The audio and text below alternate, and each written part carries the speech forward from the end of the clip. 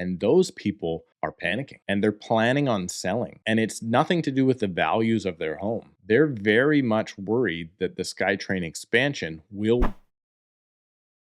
Here's an interesting thought.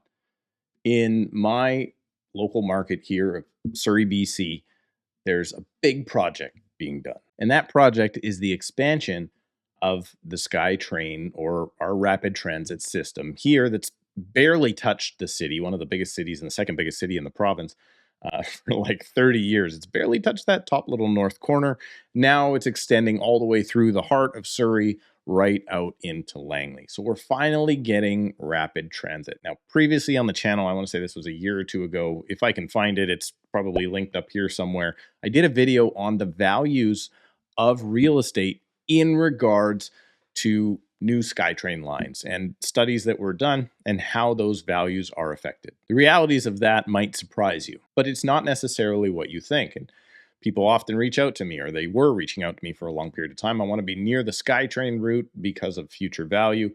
And I think that was a good play. And there will be some, I have one particular client I'm thinking of who just got a notice that they've been upzoned from a single family home to a high rise. And that might be the equivalent of those people almost winning the lottery. But that's very, very rare. And in today's video, I'm going to discuss a trend that is much more common in relation to this crazy Skytrain project that's going to be like 4 years delayed. And I'm going to discuss that right after I ask you to please subscribe to the channel if you would like to stay up to date on Surrey real estate.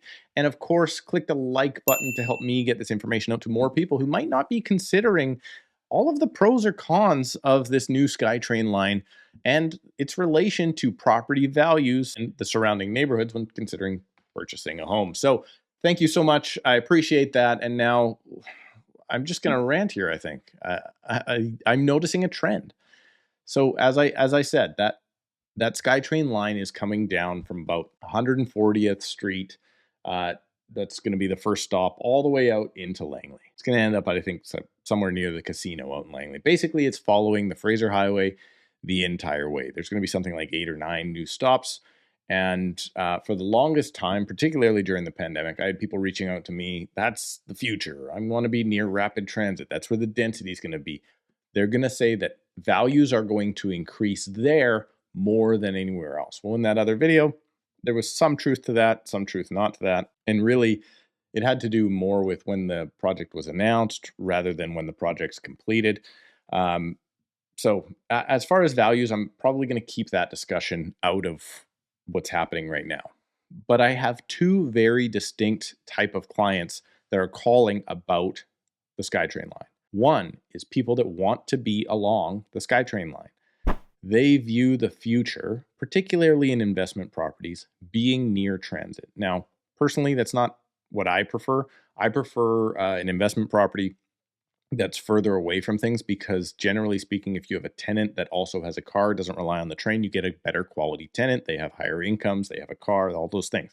So you actually end up getting a better tenant. So personally, I don't want to be along the Skytrain route, but most people don't think like me. Probably, thank goodness they don't think like me, but most don't. And a lot of people want to be along that Skytrain corridor. I don't blame them for that.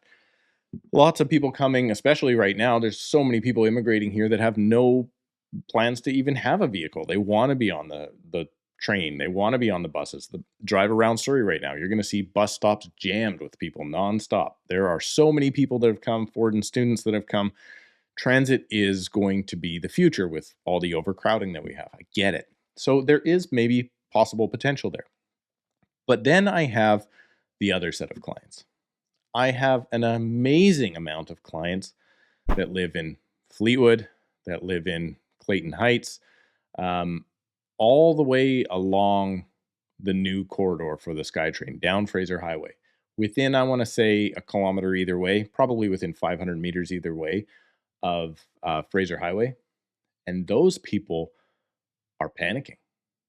Those people, for the most part, are worried. And they're planning on selling. And it's nothing to do with the values of their home. They're very much worried that the Skytrain expansion will bring crime, noise, and other negatives. It's going to destroy the neighborhoods that are there. I shouldn't say destroy. That's probably a little harsh. It's going to transform the neighborhoods that are there into high-density neighborhoods. And these are single family homes, of which people that live in those style of homes, they don't want anything to do with the train. So the reason I wanted to bring this up today is there is a crazy amount of people that want to be near the train. There's also a crazy amount of people that want to be as far away from that thing as possible.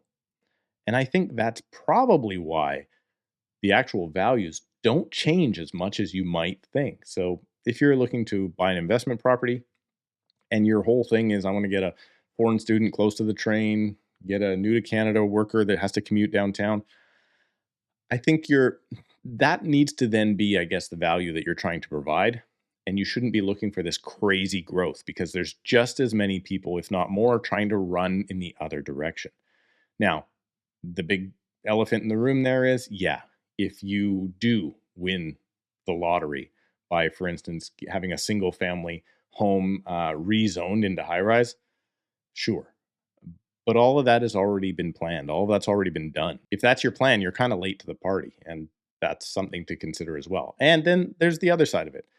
If you yourself want to rely on the train for the future, you probably want to be pretty close to it. The question is, how close? How far is your walk? And how close are you going to be to the problems or changes, I guess, that you should say, come along with the train whenever it gets complete? Now, that project, the first half was supposed to be completed this year. They haven't even started construction yet. Now that they've done both phases at the same time, they say we're going to be at like 2028 or 2029. So that's my thoughts. That's my thoughts on real estate in regards to proximity to the new Skytrain line and what the actual buyers and sellers around that area are thinking. Thank you so much for watching. Please remember to subscribe, click the like button, and we'll see you in a couple of days.